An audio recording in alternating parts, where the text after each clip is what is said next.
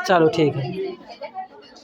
अब प्रकाश का व्यतिकरण पढ़ना है ना, तो व्यतिकरण में थोड़ा सा रिवीजन करा देते क्योंकि आप लोगों की छुट्टी हो गई थी और आप लोग आराम कर रहे थे। ठीक है, तो पहले क्या बताए थे, अध्यारोपण का सिद्धांत। तो अध्यारोपण का सिद्धांत क्या कहता है, यदि दो तरंगे एक ही माध्यम में चल रही हैं तो किसी बिंदु पर परिणामी जो तरंग का विस्थापन होता है वो अलग अलग तरंगों के विस्थापनों के योग के बराबर होता है। इसी को हम क्या कहते हैं, अध्यारोपण का सिद्धांत कहते हैं। अब इसके बाद आता है व्यतिकरण।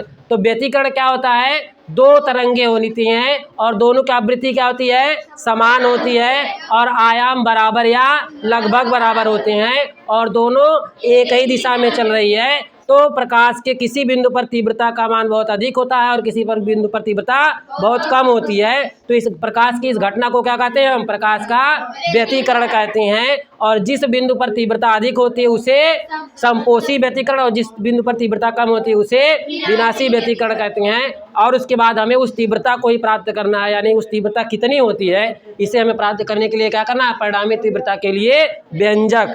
तो व्यतिकरण के सिद्धांत के अनुसार क्या होता है, y बराबर y1 प्लस y2 होता है, यानी कि जो परिणामी विस्थापन होता है y वो दोनों अलग अलग विस्थापनों के योग के बराबर होता है। यहाँ तक हम बता दिए थे।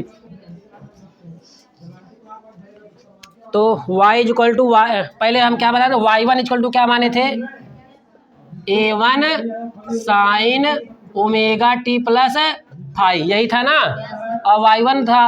और y2 इक्वल टू क्या मान लिए थे, a2 साइन ओमेगा टी, यही माने थे ना। अब इसके बाद अब यहाँ पे अध्यारोपण के सिद्धांत से क्या हो जाएगा, y equal to y1 plus y2, यही हो जाएगा ना। अब यहाँ पे उसका वैल्यू रख दो, समीकरण 1 और 2 है मान लो अगर ये, तो y1 की जगह क्या रखेंगे, a1 sine omega T plus phi हो जाएगा और plus a2 sign omega T हो जाएगा, ठीक है ना। और यहाँ पे कौन सा फार्मूला लगाएंगे, sine of A plus B का, sine of A plus B का फार्मूला क्या होता है, sine A cos B plus cos A sine B होता है। तो यहाँ पे देखो a1 बाहर रख देंगे और यहाँ पे क्या हो जाएगा, sine omega T cos phi और plus sine A cos B plus cos cos omega T और इंटू क्या हो जाएगा, साइन फाई हो जाएगा। और इधर बाहर क्या है, plus a2 sign omega T है। अब देखो यहाँ पे a1 का मल्टीप्लाई कर दे रहे हैं, तो a1 sine omega T cos phi plus a1 cos omega T sine phi. और अब यहाँ पे अगर मल्टीप्लिकेशन होगा तो इस ब्रैकेट को हम हटा सकते हैं और प्लस क्या हो जाएगा, a2 साइन ओमेगा टी। समझ में आ रही बात ना। अब देखो यहाँ पे हमें मानना क्या है, a1 cos omega T plus a2 अच्छा रुक जाओ, फिर गलती ना हो जाए अब की बार से। साइन ओमेगा टी कॉमन लेते हैं हम यहाँ पे, ये वाला ए साइन ओमेगा टी और यहाँ पे भी a1 sine omega T cos phi और a2 साइन ओमेगा टी, ये दोनों को हम क्या एक साथ लिख रहे हैं पहले। यहाँ पे क्या हो जाएगा, a1 sine omega T cos phi और प्लस क्या हो सकता है, a2 साइन ओमेगा टी, ठीक है ना। अब यहाँ पे इसको अलग लिख दो, प्लस क्या हो जाएगा, a1 cos omega T sine phi हो जाएगा। अब यहाँ पे हम क्या कॉमन ले रहे हैं, साइन ओमेगा टी कॉमन ले, क्या कॉमन लें, साइन ओमेगा टी कॉमन ले लेंगे। यहाँ पे बच जाएगा a1 कॉस फाई और प्लस क्या हो जाएगा, a2 सिर्फ बचेगा, a2 बचा और प्लस क्या हो जाएगा यहाँ पे, a1 cos omega T sine phi हो गया। अब यहाँ पे हम मान ले रहे हैं a1 cos omega T plus a2 a cos phi मान ले रहे हैं। इसको हम क्या मान ले रहे हैं, ए कास फाई मान ले रहे हैं, ठीक है ना। इसको हम क्या मान ले, लेट हो जाएगा a1 कास फाई प्लस a2 क्या मान ले रहे हैं हम, ए कास फाई मान ले रहे हैं, क्या मान ले रहे हैं, ए कास फाई मान ले रहे हैं, ए कास फाई मान ले रहे हैं। और इसको अच्छा थीटा, सॉरी हाँ यहाँ थीटा लेंगे ना, थीटा रहेगा। और इसको समीकरण नंबर क्या मान लेंगे, इसको अगर हम 1 और 2 माने थे अगर, तो इसको क्या मान लेंगे हम, 3 मान लेंगे। और यहाँ पे फिर मान लेंगे A1 sine phi, A1 sine phi, A1 sine phi equal to मान ले रहे हैं A साइन थीटा मान ले रहे हैं। समझ में आ रही बात ना। और इसको समीकरण नंबर क्या मान लें, 4 मान लें। अब देखो यहाँ पे अगर हम इसको वैल्यू रखें यहाँ पे तो क्या हो जाएगा, देखो साइन ओमेगा टी और A1 कास फाई प्लस A2 की जगह हम क्या लिख सकते हैं, A कास थीटा लिख सकते हैं। क्या लिख देंगे, A कॉस थीटा, और उसके बाद प्लस इसकी जगह पे क्या लिख देंगे, A साइन थीटा, और यहाँ पे क्या बचा है, कॉस ओमेगा टी बचा है। अब इसको एक लाइन और लिख रहे हैं तो यहाँ पे अगर ए को पहले लिख दे तो क्या हो जाएगा, sine omega T cos theta plus A cos omega T sine theta. हम क्रम बदल दिए हैं, कोई फर्क इससे नहीं होने वाला है। यहाँ तक लिख लो जल्दी से।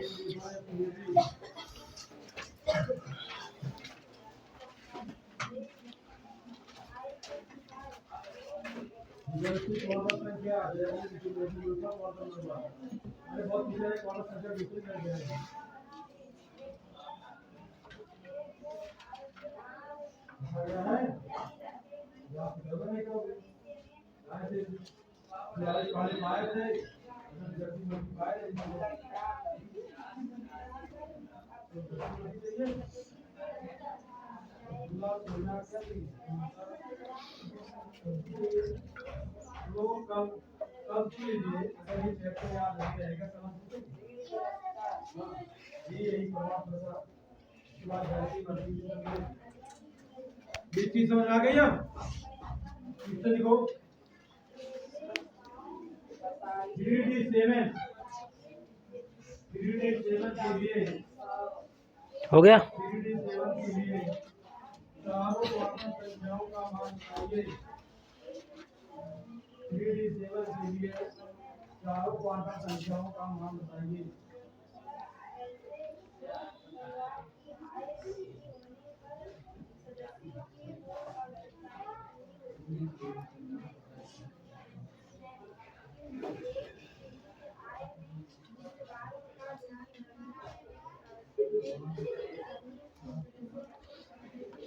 हो गया।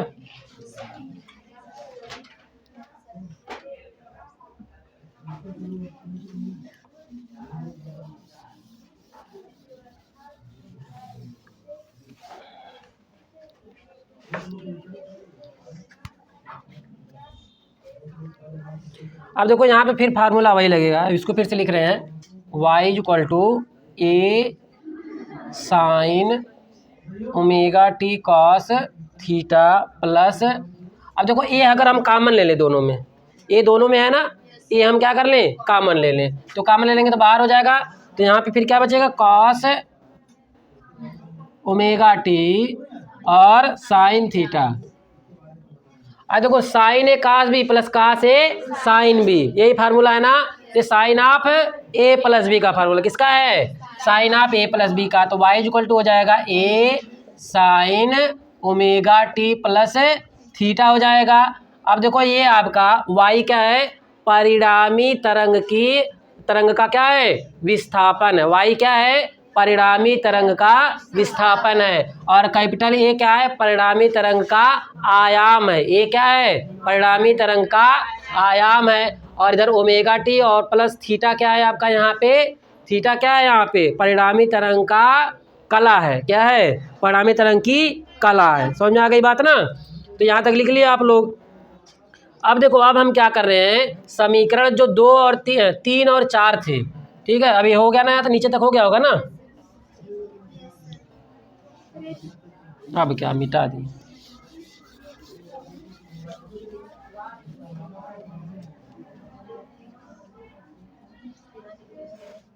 अब देखो ये समीकरण नंबर 3 है और ये समीकरण नंबर 4 है। तो समीकरण 3 और 4 का वर्ग करके जोड़ने पर, क्या करने पर, वर्ग करके जोड़ने पर, पहले इसका वर्ग कर दिया यानी होल स्क्वायर कर देंगे और फिर उसके बाद क्या कर देंगे, जोड़ देंगे। तो पहले होल स्क्वायर करो तो यहाँ पे क्या हो जाएगा, अगर यहाँ पे अगर स्क्वायर करें तो हो जाएगा यहाँ पे ए कास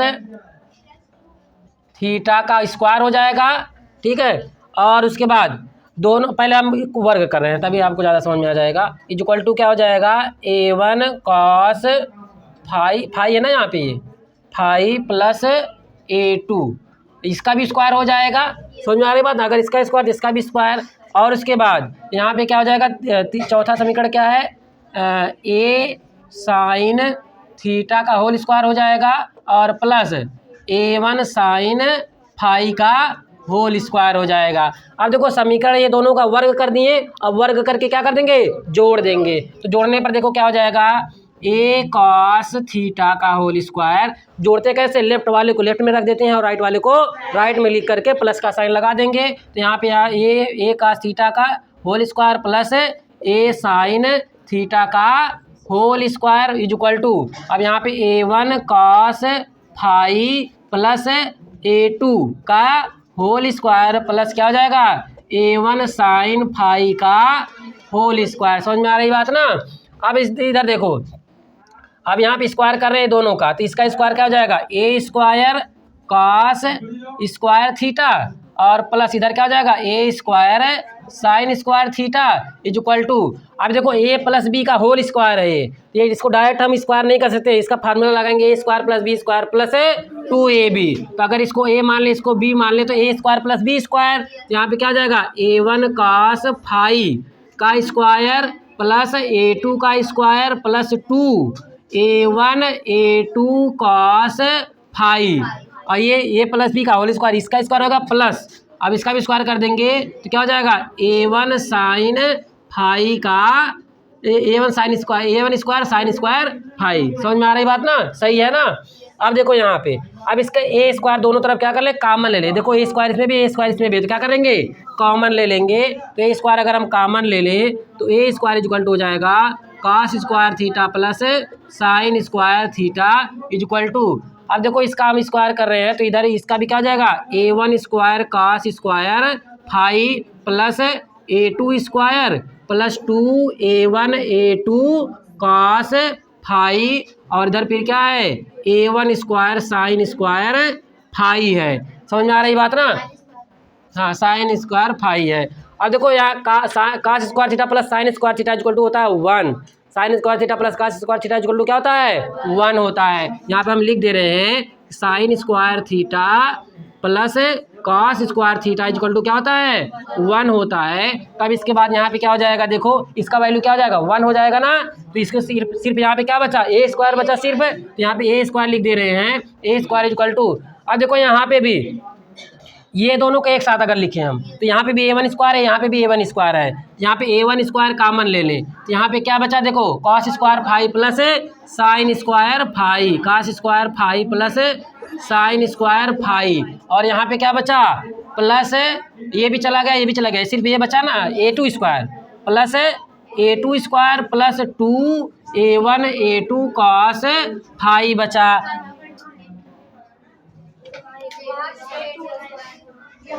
अच्छा हाँ A2 ठीक है।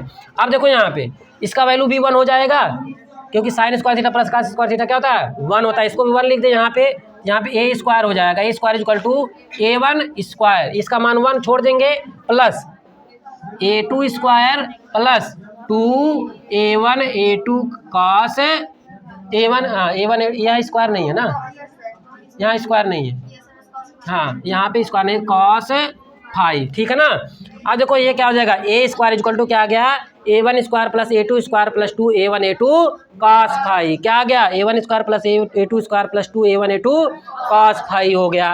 अब इसका हम क्या कर ले स्क्वायर रूट ले ले, क्या ले ले स्क्वायर रूट ले, तो स्क्वायर रूट लेंगे तो ये क्या हो जाएगा, देखो रूट ए लग जाएगा इधर भी और इधर भी रूट लग जाएगा, तो रूट ए स्क्वायर हो जाएगा, और रूट ए स्क्वायर का वैल्यू होता है ए, रूट ए स्क्वायर का वैल्यू क्या होता है ए होता है, तो यहाँ पे सिर्फ ए लिख दें हम, तो ए इक्वल टू क्या हो जाएगा स्क्वायर रूट यहाँ पे लग जाएगा, तो A1 square plus A2 square plus 2A1 A2 cos phi. ये तो हमें अभी एक स्टेप मिला है, अभी हमें तीव्रता का निकालना है, तो ये परिणामी क्या है विस्थापन इक्वल टू क्या हो गया square root of A1 square plus A2 square plus 2A1 A2 cos phi है। A1 क्या है पहले तरंग का आयाम है, A2 क्या है दूसरे तरंग का आयाम है, और कॉस फाई क्या है कला है, फाई क्या है कला है, दोनों तरंगों के बीच की कला अंतर है। लिख डालो।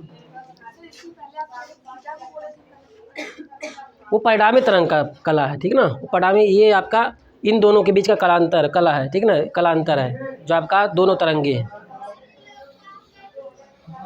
ये कलांतर है ये, और वो कला है। कलांतर दो तरंगों के बीच में होता है और कला एक तरंग का होता है। दो कलाओं के बीच का अंतर कलांतर है। अब इस बोर्ड पे ज़्यादा लिखा जा रहा है ना, उससे हमारे समझ से डबल लिखा जा रहा होगा, नहीं तो 3 लाइन 4 लाइन में भर जाता था वो। अभी और थोड़ा छोटा लिखने का प्रयास करेंगे तब और सही आ जाएगा। नहीं, क्यों नहीं दिखेगा, बल्ब पता नहीं लाइट क्यों है। ये सही है, इतना साइज सही है, चलो ठीक है, ऐसा ही लिखेंगे।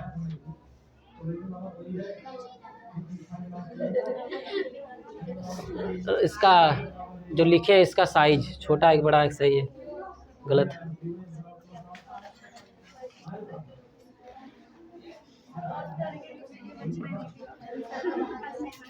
चलो ठीक है, इतना सही है ना।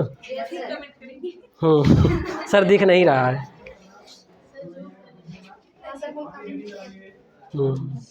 तो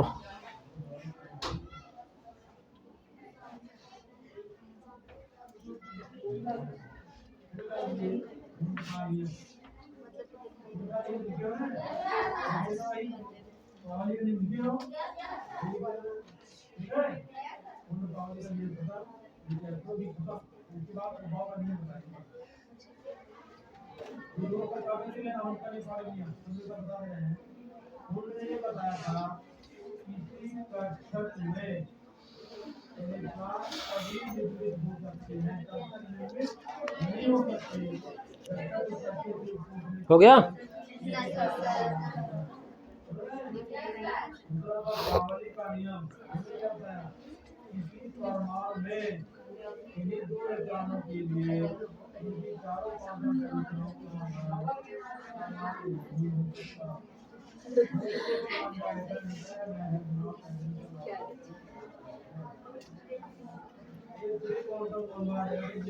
इसमें सिर्फ डेरिवेशन ज़्यादा करके है।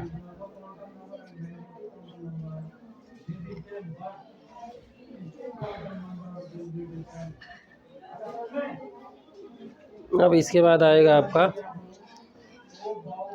यंग के द्विस्लिट व्यतिकरण। इसमें बहुत इंटरेस्टेड आ सकता है, एकदम आ सकता है।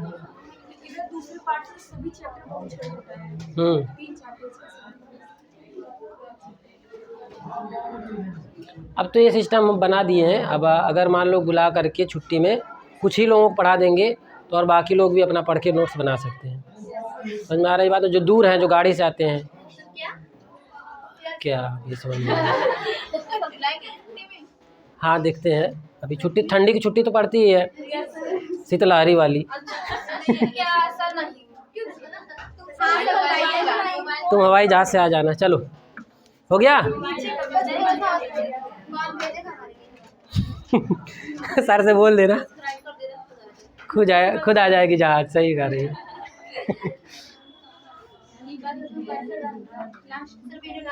हाँ ये तो रहेगा ही, इसीलिए तो बोल रहे हैं ना। अब जैसे पहले इसलिए बुलाते थे कि क्वेश्चन करवा दें, अब इसे सिलेबस पढ़ाएंगे तो सभी को होना चाहिए ना। तो अब ऐसे मान लो अगर जो नहीं भी आ पाया वो अपना पढ़ सकता है।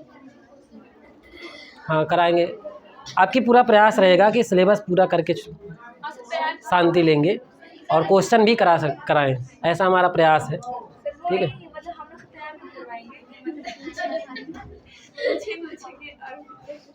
हाँ तो यही तो कारण है। अब जैसे छुट्टी उट्टी अब लगातार पढ़ाएंगे ना, लगातार पढ़ाएंगे तो अगर छुट्टी रही तो 1 घंटे 1.5 घंटे पढ़ा देंगे तो उसमें आपका लगभग आधा चैप्टर छोटा मोटा रहेगा तो आधा चैप्टर एक दिन में ख़त्म हो जाएगा।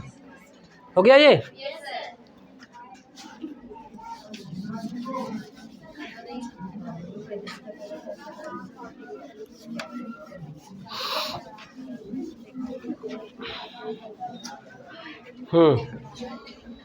चलो अभी कहानी बाकी।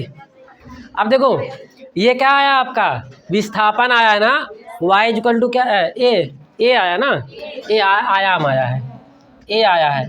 ए स्क्वायर इक्वल टू क्या आया है, A1 square plus A2 square plus 2A1 A2 cos five, यही आया है ना।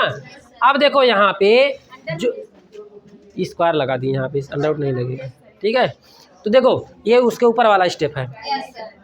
तो जो आपके अभी हम क्या व्यंजक आपका परिणामी तीव्रता के लिए व्यंजक, किसके लिए व्यंजक प्राप्त करना है?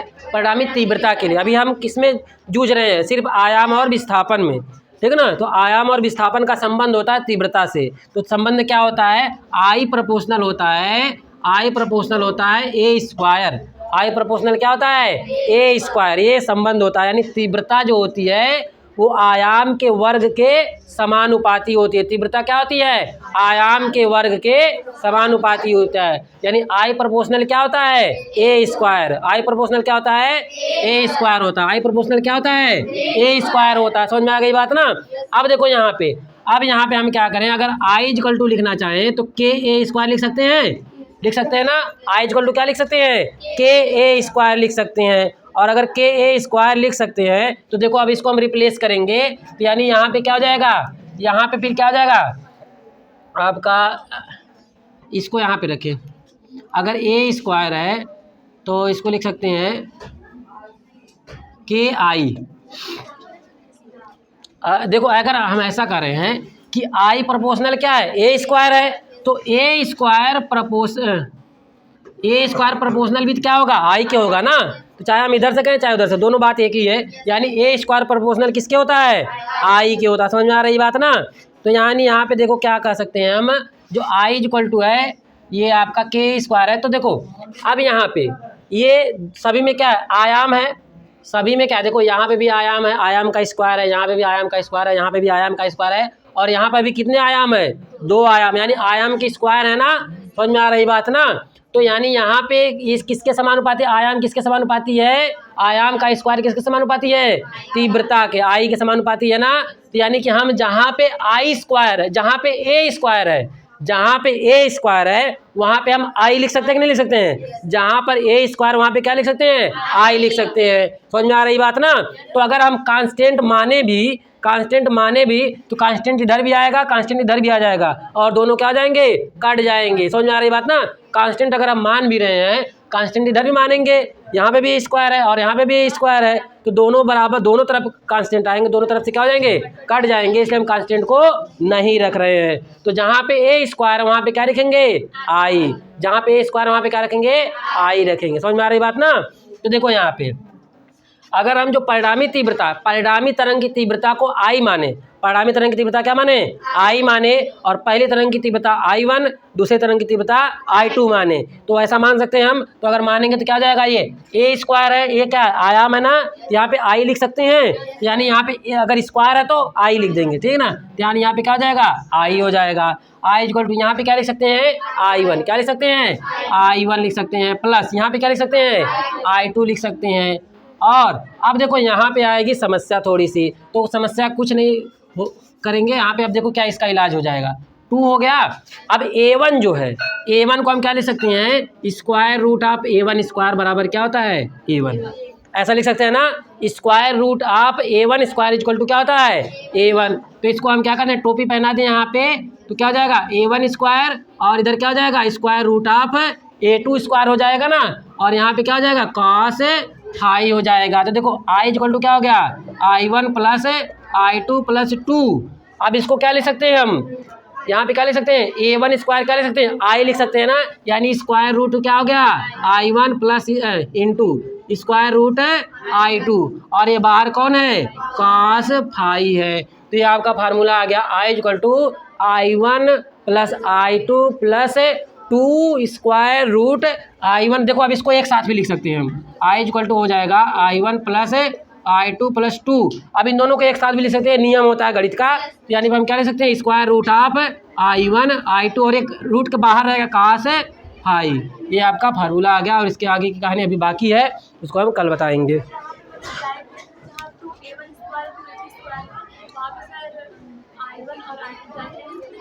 डायरेक्ट लिख देंगे तो गलत नहीं हो जाएगा, क्योंकि स्क्वायर में है ना, वो समानुपाती स्क्वायर में है, इसलिए। ठीक है, तो आगे की कहानी कल।